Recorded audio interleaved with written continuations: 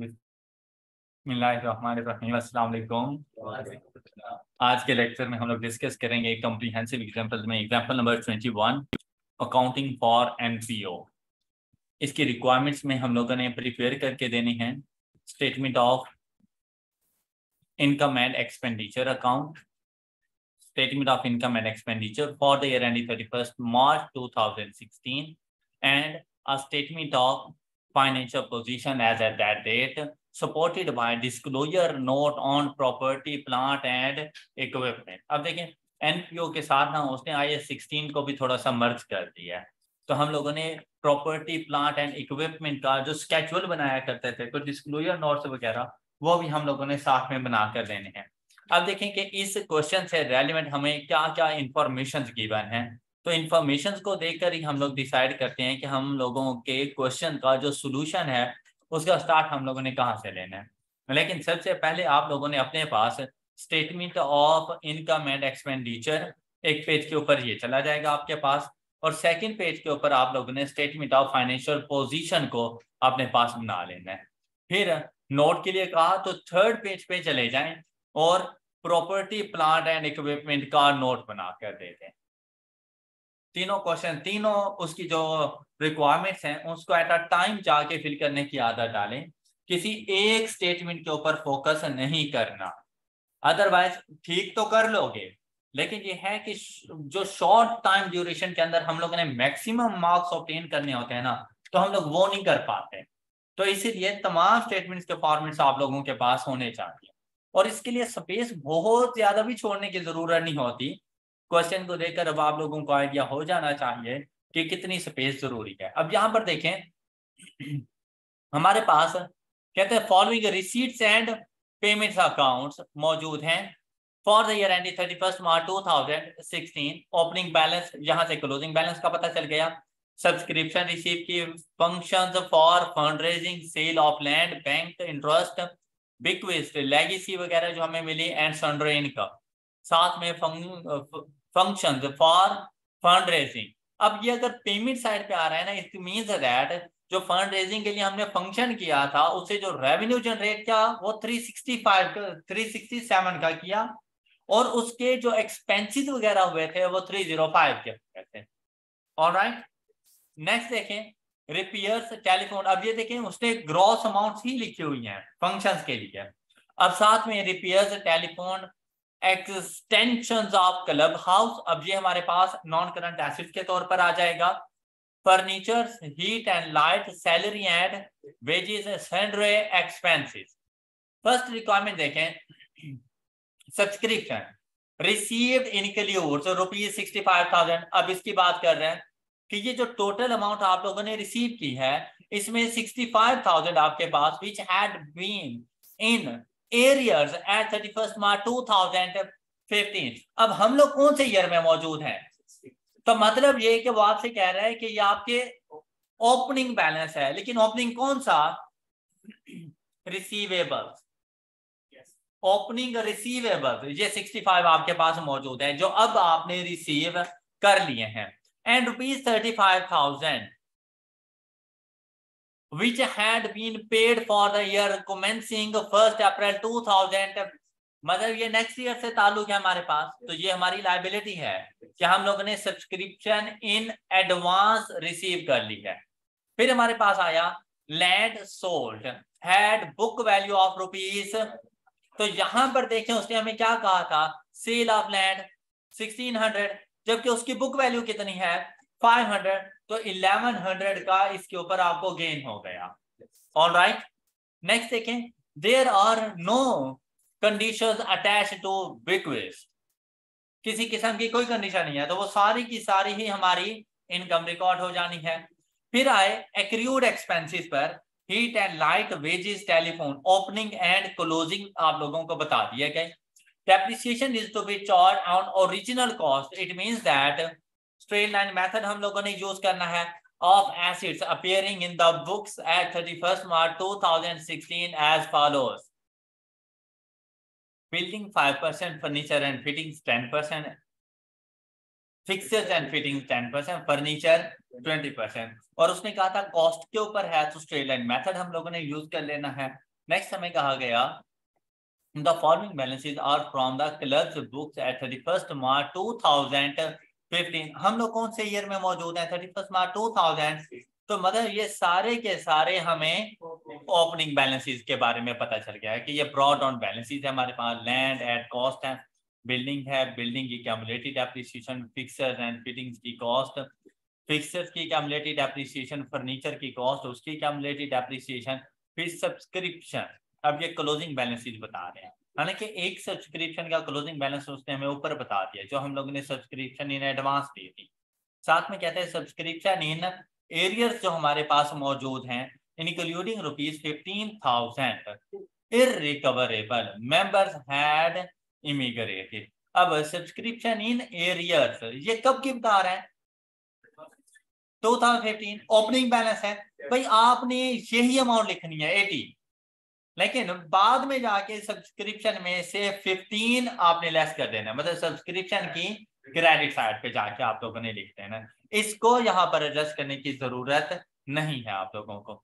Subscription in advance, opening में जो advance था वो आप लोगों के पास 30 के तौर पर है। ऑलराइट, अच्छा अब जब इस क्वेश्चन के सॉल्यूशन की तरफ हम लोग चलेंगे तो हमें भाई आइडिया हो गया कि सब्सक्रिप्शन के ऊपर तो अच्छी खासी वर्किंग है, सब्सक्रिप्शन के लिए अच्छी खासी वर्किंग है। और आप लोग अगर अपने पास सबसे पहले ही सब्सक्रिप्शन अकाउंट बना लें तो आपका क्वेश्चन काफी तक ही हो जाता है। वहां पर आपको इनकम का भी पता चल जाता है, आपके करंट एसेट्स में भी अमाउंट जा सकती है और करंट लायबिलिटीज के तौर पर भी आपके पास अमाउंट को रिकॉर्ड किया जा सकता है। अब सबसे पहले मुझे सब्सक्रिप्शन अकाउंट बना के दें, जल्दी करें। सबसे पहले सब्सक्रिप्शन अकाउंट बनाएं। अब हम लोग 3 पेजेस पे तो चीजें लिख चुके थे, अब हम लोग 4th वन के ऊपर वर्किंग में सबसे पहले सब्सक्रिप्शन अकाउंट जल्दी से बनाएं। अब सब्सक्रिप्शन अकाउंट के लिए देखें तो यहाँ पर आपको मिलती है सब्सक्रिप्शन इन एरियर्स। तो ये आपका एसेट है, डेबिट ओपनिंग वो आपके पास 80 के तौर पर आ जाएगा। सब्सक्रिप्शन इन एडवांस ये आपके पास क्रेडिट ओपनिंग आपकी लायबिलिटी है 30 के तौर पर, आप इसको लिख देंगे। तो इसका अकाउंट आपके पास बनेगा कुछ इस तरह से।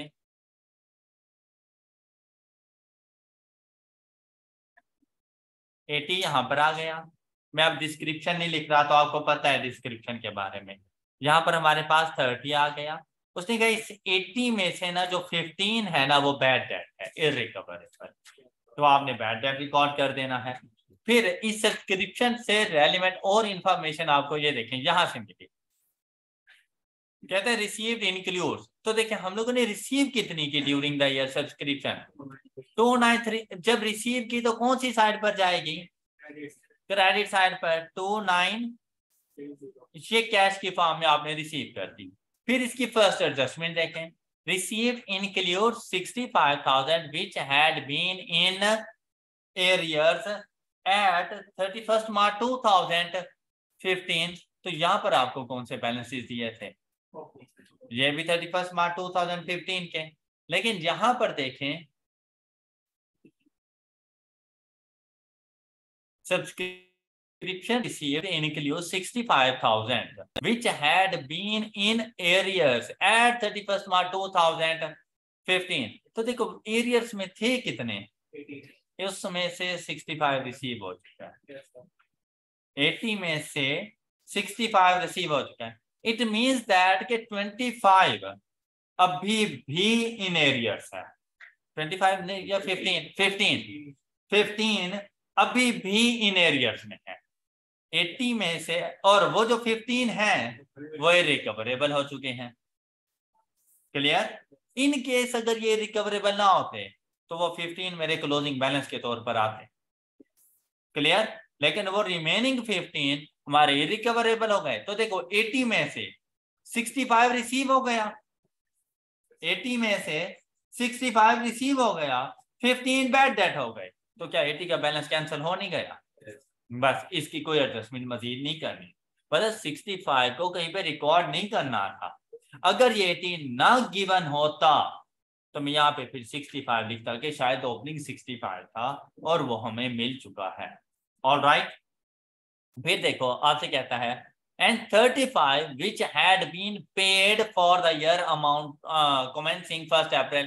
तो मतलब ये अमाउंट हम लोगों ने 35 की इन एडवांस रिसीव कर ली, तो वो 35 आपके पास इधर आ जाएगा।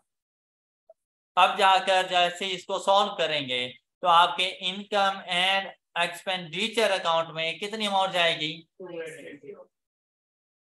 क्या आपको ये तमाम बच्चों को ये कॉन्सेप्ट क्लियर हो चुका है?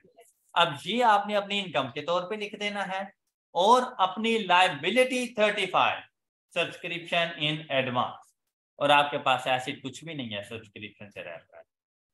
क्लियर? ये बात ही बनाया था अकाउंट।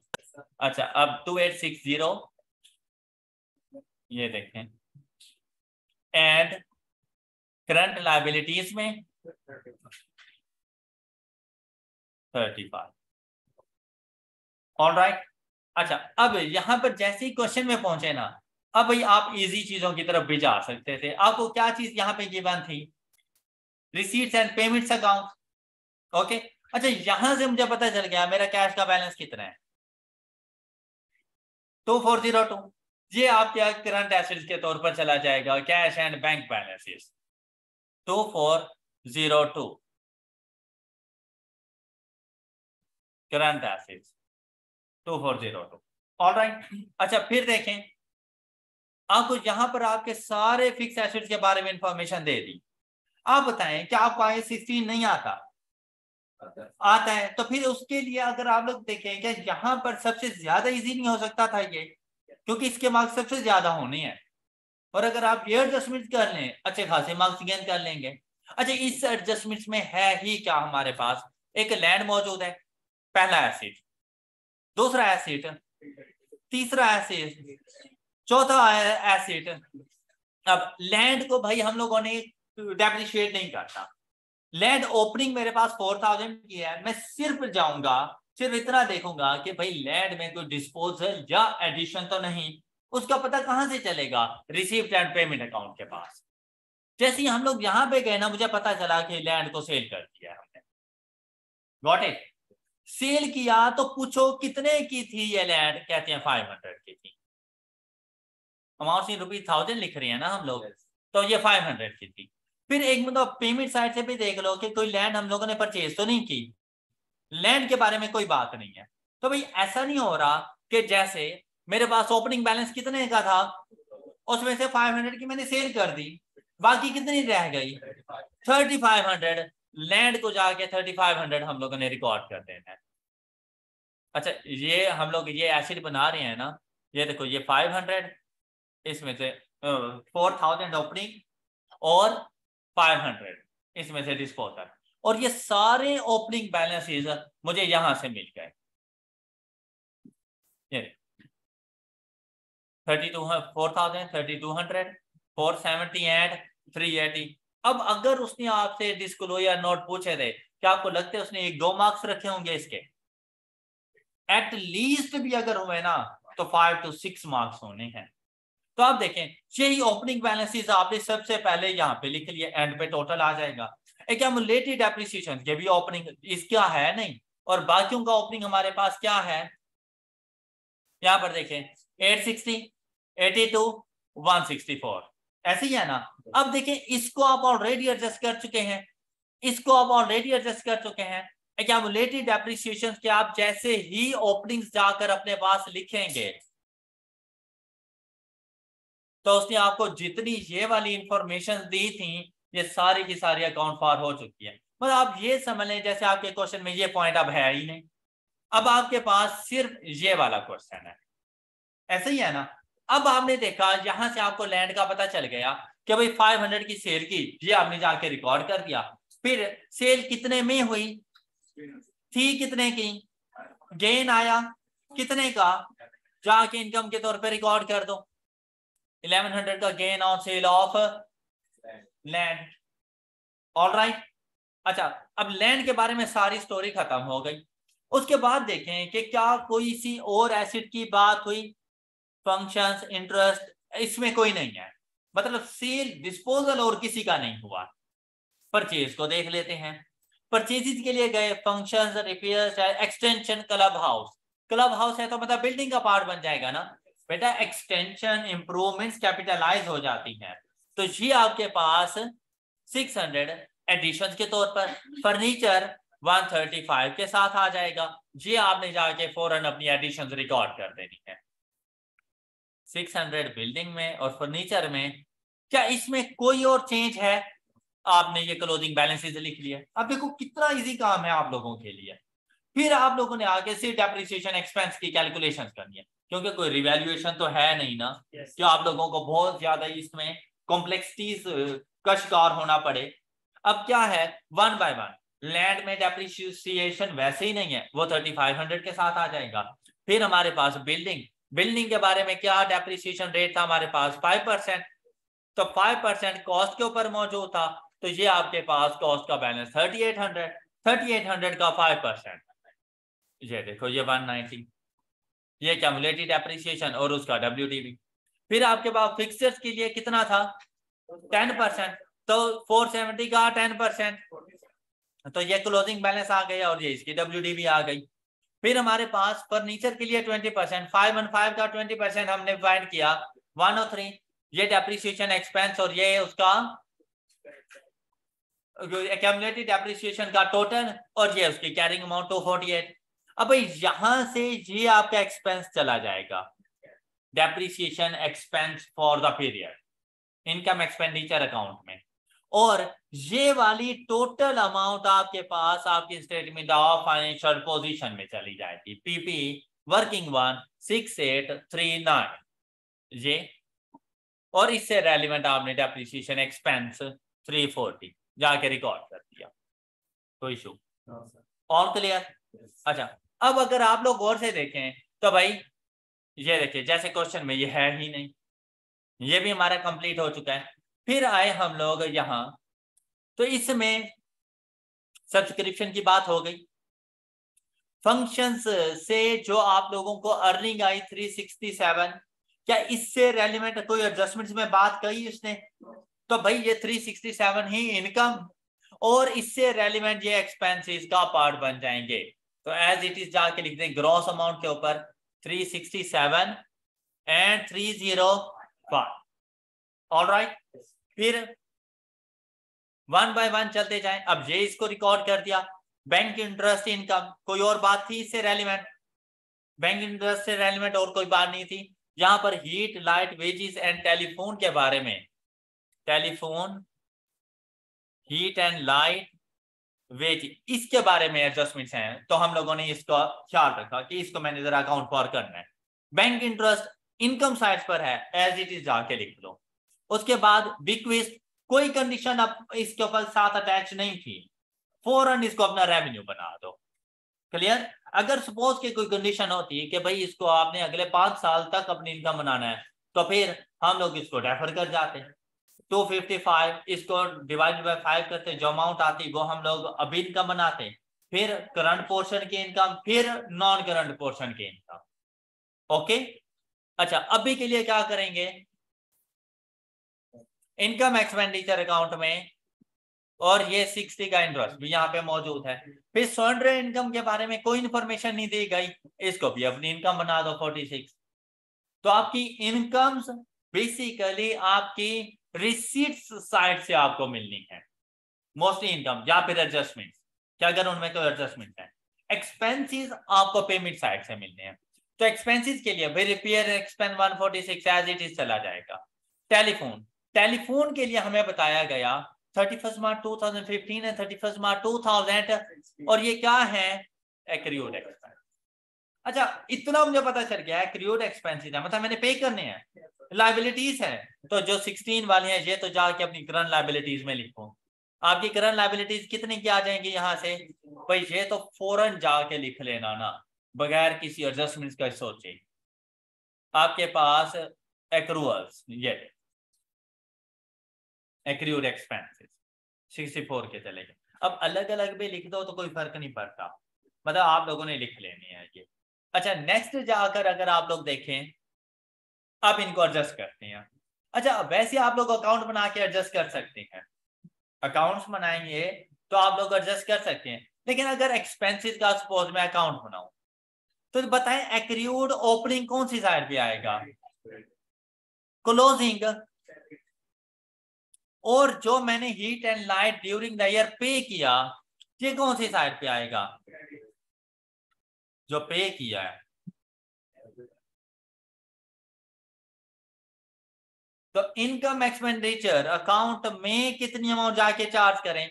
तो मुझे ये समझ आ रही है यहां से कि भाई expense paid plus closing accrued and less opening accrued is equal to expense.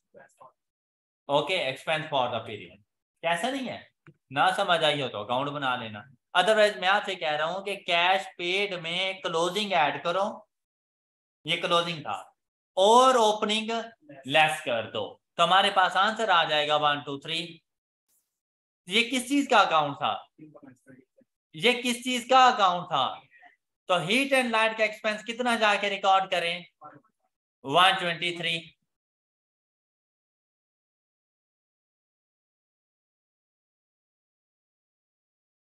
तो इन्होंने एडजस्टमेंट बेटा ऐसी की हुई है, paid amount less opening and add closing balance. Accrued के लिए आपने ऐसे करना है। फिर अगर नेक्स्ट के लिए हम लोग चलें तो टेलीफोन एक्सपेंस के लिए अगर आप लोग देखें, हम लोगों ने पे कितना किया हुआ है? 67। अब 67 को जरा देखिएगा, 67 में ऐड कर देंगे 10 और लेस कर देंगे 14, रिजल्ट आ जाएगा 63। तो जाके ये 63 आप लोगों ने लिख देना है, 63। फिर अगर हम लोग बात करें सैलरीज एंड वेजेस की, हैं कितनी? 2066। 2066 में ऐड करेंगे क्लोजिंग 14 और लेस करेंगे ओपनिंग, नहीं हाँ लेस करेंगे ओपनिंग 12। तो वैल्यू कितनी आ जाएगी? 2068। तो ये 2068 आपके पास पहुंच गया। क्लियर? ये आपके एक्सपेंसेस यहाँ पे कंप्लीट हो गए। अब यहां से ना आपकी ये वाली एडजस्टमेंट भी कंप्लीट हो चुकी है। ओके, और इसमें से अब आपके पास रह गए सिर्फ और सिर्फ सरेंडर एक्सपेंसेस 104। तो आपने जाके ये 104 रिकॉर्ड कर देना है। ये आपके पास एक्सपेंसेस में 104 यहाँ पर आ गया। यहाँ से ये अदर इनकम जैसी थी, ये आपके पास बैड डेट जो हो गए थे उसने बताए थे एडजस्टमेंट्स में, ये वो बैड डेट रिकॉर्ड करने हैं। और जो रिपेयर एक्सपेंस गिवन है 146 के, आप लोगों ने वो रिकॉर्ड कर देने हैं। और अगर देखें ये वाली एडजस्टमेंट भी हम लोग रिकॉर्ड कर चुके, और ये वाली एडजस्टमेंट भी रिकॉर्ड हो चुकी हैं, और इसके बारे में भी रिकॉर्डिंग हो गई, और हमारा क्वेश्चन कंप्लीट हो गया। क्या आप लोगों को कॉम्प्रिहेंसिव एग्जाम्पल में एग्जाम्पल नंबर 21 अच्छे तरीके से समझ आ गई है? 22 आपकी होम असाइनमेंट है।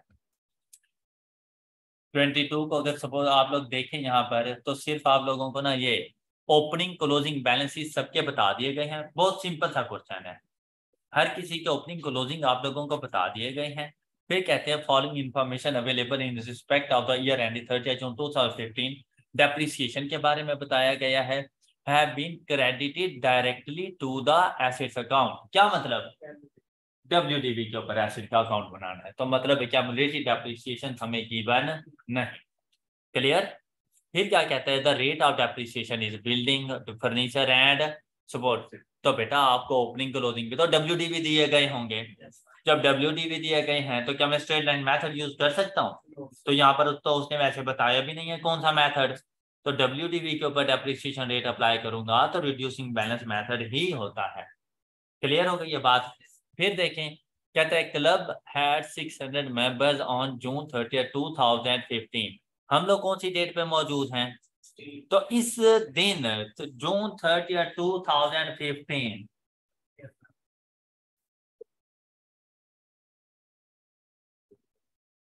हमारे पास 600 मेंबर्स हैं, लेकिन क्लोजिंग में है।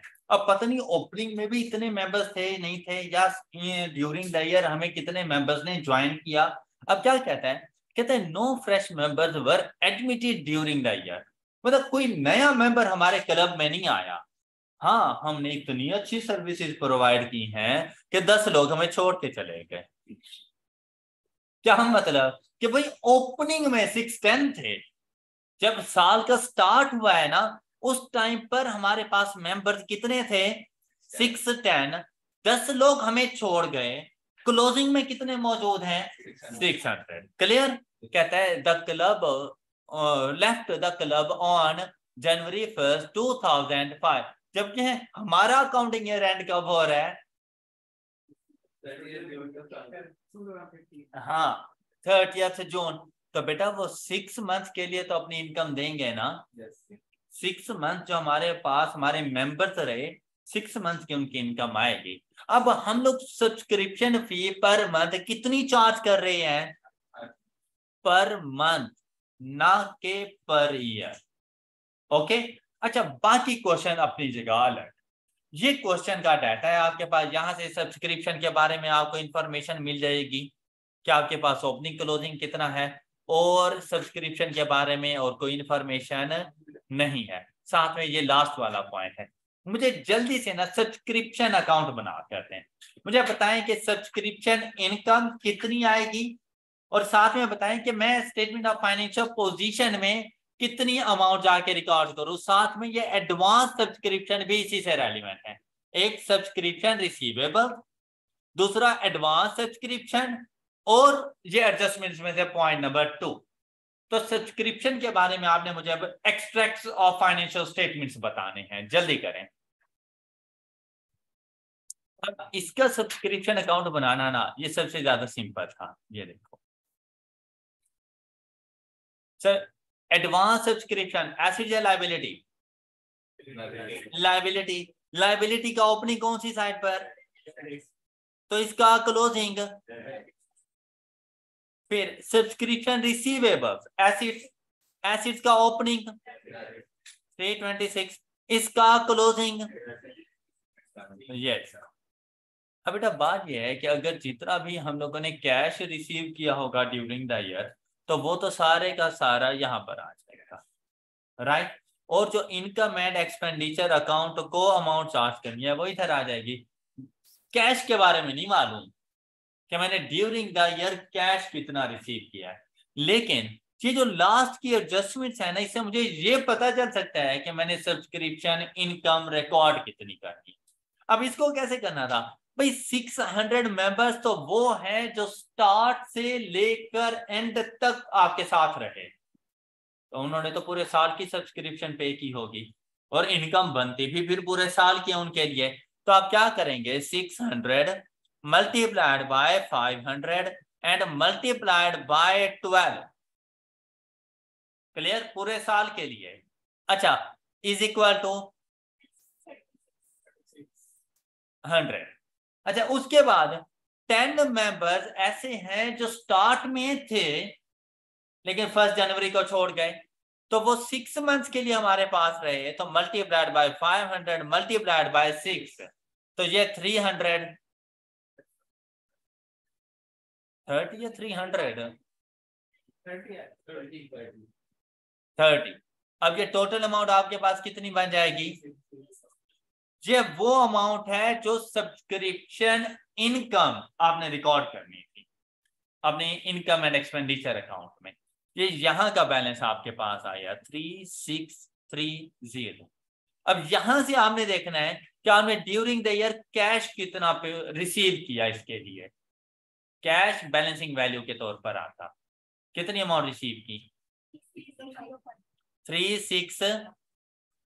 अब अगर मुझसे कहा जाता ना कि आपने रिसीट्स एंड पेमेंट्स अकाउंट भी बनाना है, तो रिसीप्ट साइड पर मैं लिखता 3605, इनकम एक्सपेंडिचर अकाउंट की इनकम साइड पे लिखता 3630। मैं अपने पास करंट लायबिलिटीज के तौर पे जाके लिखता 92, और करंट एसेट्स के तौर पे जाके लिखता 357। All right. अब ये रिसीप्ट एंड पेमेंट्स अकाउंट कहाँ गया था?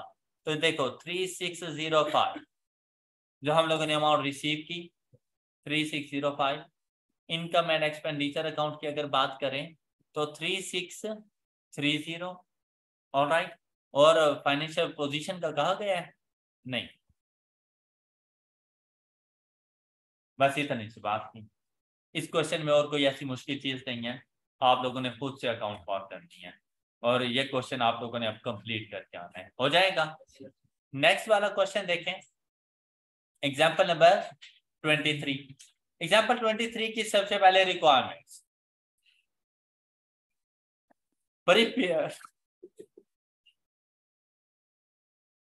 prepare the statement of income and expenditure and statement of financial position for AB Sports and Social Club for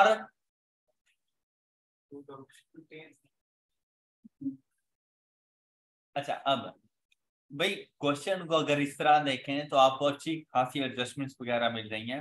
basically question में कुछ भी नहीं है, तो इस वजह से ये नहीं परेशान हो जाना कि 2 पेजेस का तो सिर्फ एक क्वेश्चन था। आप देखें भाई, स्टार्ट में आपको अपनी प्रीवियस ईयर की बैलेंस शीट बता रहा है, तो बैलेंस शीट से तो मुझे बेसिकली ओपनिंग तमाम पता चल जाएंगे।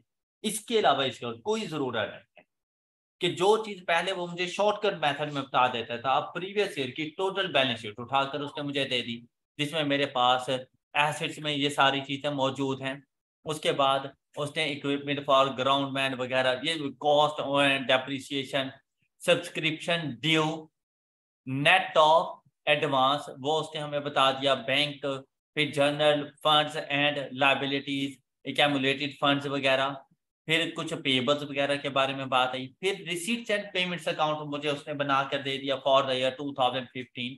ये सारी की सारी रिसीट्स हैं कि सब्सक्रिप्शन हमने इतनी रिसीव की और बाकी चीजों के बारे में इंफॉर्मेशन। फिर पेमेंट्स के लिए आ गए, तो नेक्स्ट आपको अब ये एडजस्टमेंट शुरू हो जाती है आपके पास। क्या?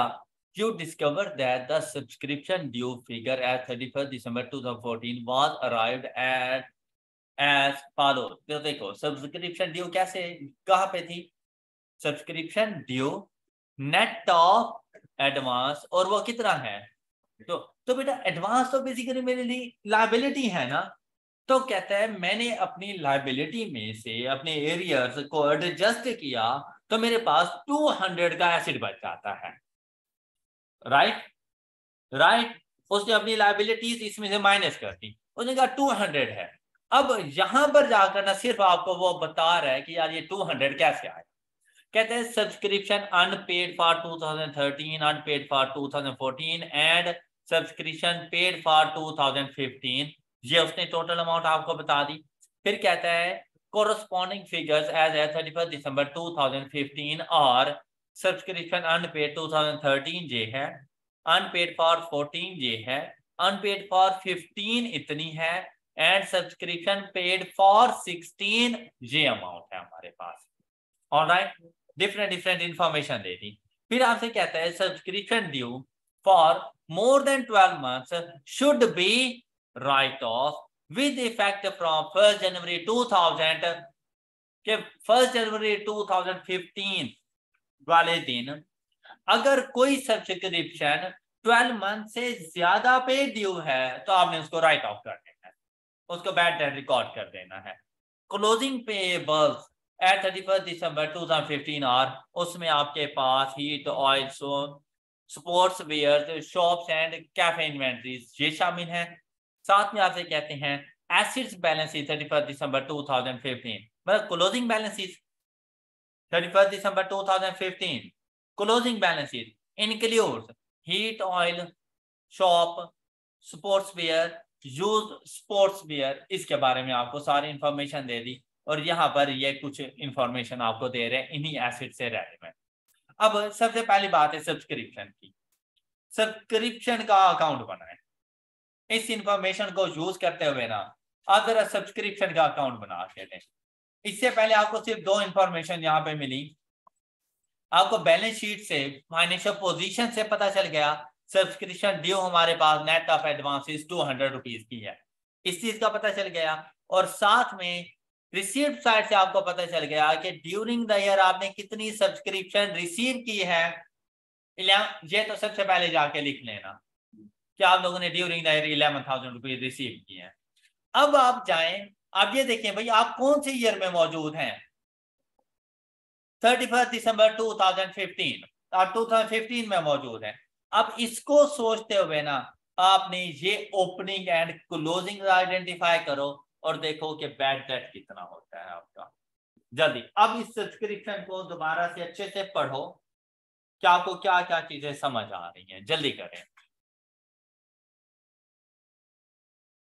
अब इसके सब्सक्रिप्शन अगर अकाउंट को देखा जाए तो इससे ऊपर जो आप लोगों को इंफॉर्मेशन गिवन थी वो सिर्फ ये थी कि आप लोगों ने सब्सक्रिप्शन रिसीव कितनी की ड्यूरिंग द ईयर, और वो अमाउंट आपके पास आ रही थी 11,000, राइट। अब यहाँ पे आपसे वो कह रहे हैं द बैंक अकाउंट समरी, तो कैश नहीं लिखना आप लोगों ने, मतलब ऐसी, हालांकि कोई फर्क नहीं पड़ता, लेकिन अब आप लोगों से ना ऐसी मिस्टेक्स नहीं एक्सपेक्ट की जा सकती कि जब यहाँ पे बैंक अकाउंट है तो यहाँ पर आके अपने पास बैंक अकाउंट ही लिखना, बैंक, और ये अमाउंट कितनी आ जाएगी।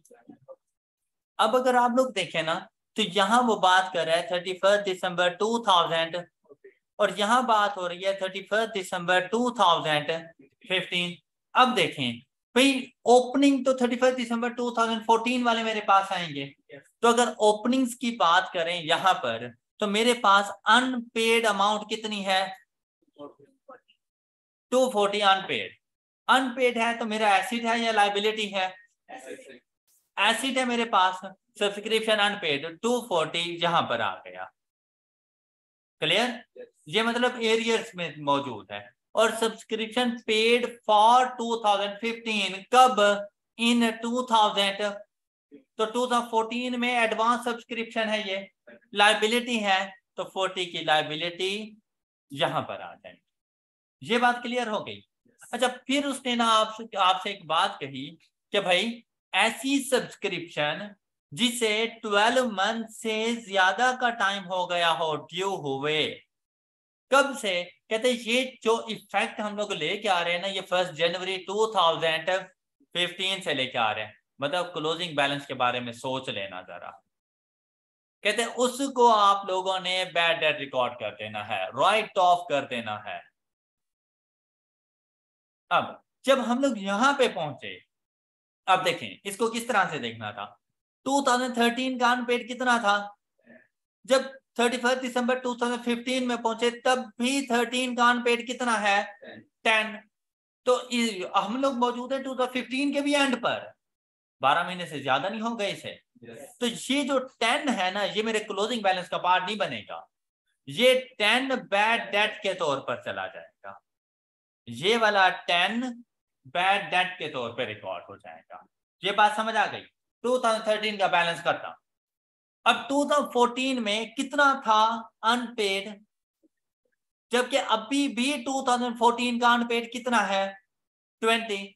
मैं मौजूद हूं 2015 के एंड पर और ये 2014 का भी अनपेड मौजूद है, तो ऐसा नहीं है 12 महीने से ज्यादा हो गई है इसे भी, तो इसको भी बेटा 230 था, रिमेनिंग बैलेंस 20 का है, तो मतलब 210 में रिसीव कर चुका हूं, ऑल राइट। और वो 210 11,000 का पार्ट है, वो 210 11,000 का पार्ट है जो सब्सक्रिप्शन हम लोगों ने रिसीव की है। तो यहां पर इस 20 को भी आप लोगों ने जाकर बैड डेट, तो टोटल बैड डेट कितने के हो जाएंगे। अब 2015 के लिए अनपेड मेरा एसिड या लाइबिलिटी, एसिड कितना, तो यहां पर आ जाएगा 90। और जिन्होंने 2015 में 2016 की सब्सक्रिप्शन दे दी है वो इन एडवांस है, मेरी लाइबिलिटी है कितनी, वो 200 यहां पर आ जाएगी, राइट। यहां से इनकम एड और expenditure account, income and expenditure account में कितनी अमाउंट चली जाएगी 10720।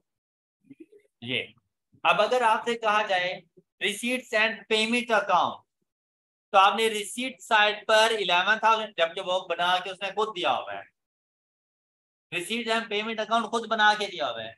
इनकम एक्सपेंडिचर के अंदर आपने अपनी सब्सक्रिप्शन इनकम को रिकॉर्ड करना है 10720, 200 को आपने जाके रिकॉर्ड करना है स्टेटमेंट ऑफ फाइनेंशियल पोजीशन में एज, और आप लोग नेट अमाउंट नहीं लिख सकते जैसे उसने किया हुआ था, वो गलत था। आपने इस तरह से नेट अमाउंट नहीं लिखनी, आपने अलग अलग बतानी है। और इस 90 को स्टेटमेंट ऑफ फाइनेंशियल पोजीशन में आपने जाके रिकॉर्ड करना है एज करंट एसेट। अब यहाँ पे देखें 10720 अब आपने देखा कि बैड डेट हो गए थे ड्यूरिंग द ईयर। कितने बैड डेट हुए थे? तो बेटा वो आपका एक्सपेंस भी तो बन गया है ना, तो आपने उन बैड डेट्स को भी आके यहाँ पे रिकॉर्ड करना है, इससे रेलिवेंट। फिर आप लोग गए अपनी स्टेटमेंट ऑफ फाइनेंशियल पोजीशन में, इसमें करंट एसेट्स के तौर पर कितनी अमाउंट आ जानी है हमारे पास? 90 सब्सक्रिप्शन रिसीवेबल्स। और करंट लायबिलिटीज आपके पास कितनी आ जानी है? Subscription in advance. ऑलराइट, बाकी बेटा आपने इस क्वेश्चन को कंप्लीट करना है। अब आपकी होम असाइनमेंट्स में कौन कौन से क्वेश्चन है? Example number 20 and 21। ऑलराइट, ये 21 थी ना एग्जाम्पल नंबर 21 हम लोगों ने कर ली। ओके, 22 एंड 23 ये आप लोगों की होम असाइनमेंट्स में है। तो बेटा कॉम्प्रिहेंसिव एग्जांपल्स में से ये 3 ऐसे एग्जांपल्स हैं जिनकी हम लोग कुछ ना कुछ डिस्कशन कर चुके हैं, और अब आप लोगों ने इनको कंप्लीट करके आ जाना है। नेक्स्ट लेक्चर में इंशाल्लाह हम लोग डिस्कस करेंगे example 24। That's all for today. अपना बहुत सा ख्याल रखिएगा, नेक्स्ट लेक्चर में मिलते हैं। अल्लाह हाफ़िज़।